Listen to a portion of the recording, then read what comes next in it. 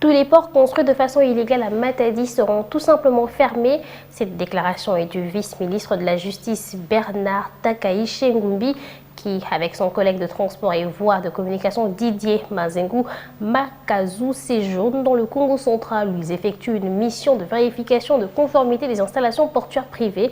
Un reportage de Dadi Simbadio. Les deux membres du gouvernement central arrivés à Matadi dans l'après-midi de ce mardi 13 octobre sont venus exécuter une décision du Conseil des ministres consistant à la fermeture de tous les ports privés clandestins au Congo central. Après avoir sillonné toutes les installations portuaires visées, le vice-ministre de la Justice, Bernard Takaïche, assumant l'intérim du vice-premier ministre de la tutelle et son collègue des transports et voies de communication, Didier Mazenga, qui ont promis de faire rapport acquis des droits, ne sont pas allés par les deux de la cuillère pour brandir les menaces à l'endroit du port de Kobil et celui de la société Diao, qui, selon les deux ministres, ne dispose d'aucun soubassement sur leur existence.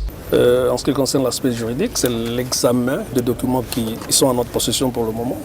Nous allons les examiner et nous allons voir quel est ce port qui n'est pas en règle avec l'État, quel est le port qui avait été construit dans l'illégalité, et ces ports n'ont pas autre sanction que la fermeture. Et là, nous sommes stricts, on ne transige pas. Tous les ports qui sont construits de façon illégale et qui n'ont pas réuni les conditions nécessaires seront absolument fermés. Le cas de Kobil, c'est un port qui nous a rendu une tâche difficile parce que nous n'avons aucun document qui justifie l'existence de ce port-là. Alors que physiquement, ce port-là existe. Donc, nous allons faire le rapport acquis de droit et nous allons décider au Conseil des ministres la sanction que ce port-là mérite. La décision du Conseil des ministres visait d'abord l'identification, le contrôle. Les ports qui ne respectent pas les normes seront fermés.